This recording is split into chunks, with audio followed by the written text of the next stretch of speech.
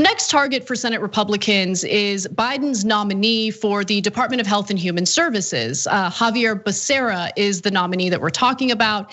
And Republicans have already started an intense pressure campaign meant to convince conservative Democrats in the Senate, people like Joe Manchin and Kyrsten Sinema, to vote against confirming him. Now, this is one of Biden's better nominees. He has come out in favor of Medicare for all.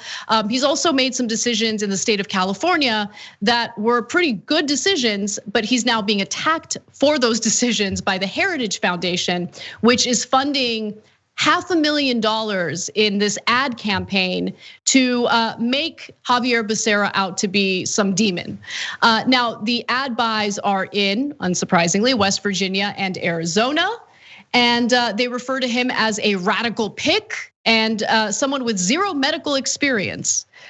Let's go to one of those ads so you can get a sense of what they're saying about Becerra.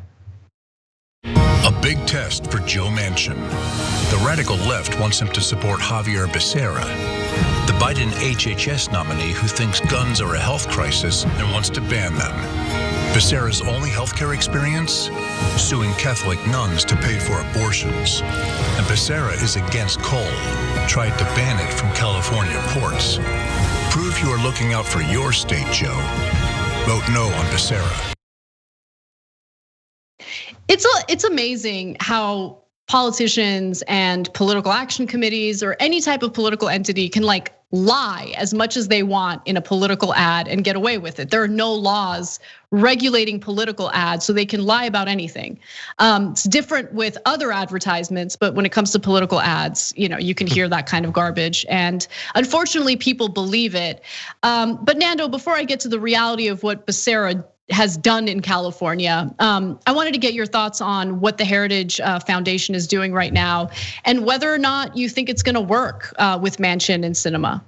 The only reason why I suspect it might work on Manchin is because Manchin's daughter is the CEO of a pharmaceutical company, the one that did the price gouging on the EpiPen, and so he obviously cares very much what the healthcare industry and big pharma thinks. And listen, Xavier Becerra is not some sort of left-wing radical, but he does support Medicare for all, which is a mortal threat to the healthcare industry. So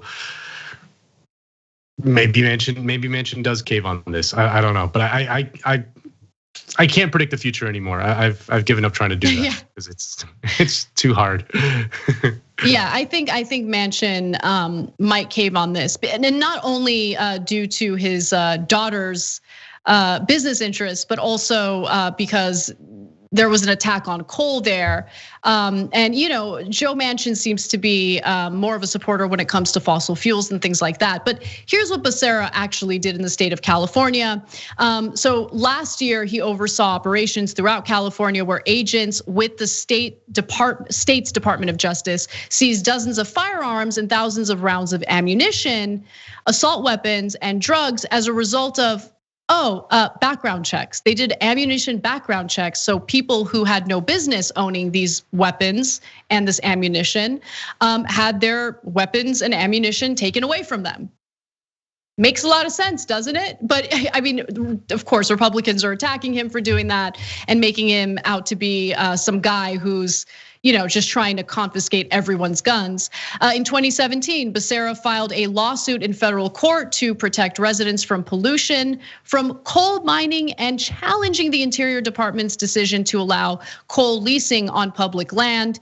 I mean, I certainly agree with that, and I would prefer to have politicians who have some interest in actually protecting the health of people living in the country, and that's what Becerra did in this case. And then when it came to the coal situation in 2018, Becerra backed the city of Oakland's effort to stop a developer from transporting coal through a marine terminal in the city that had been a military base. So you're right, Nando, in that he's not like some radical leftist. He's better than most corporate Democrats, which is why I mentioned that he's one of the better Biden nominees. Relatively speaking, right? He is. And I knew that the fact that he's better than the other nominees was gonna lead to some issues, so we'll see how it plays out. I really don't know how to predict how this is gonna play out.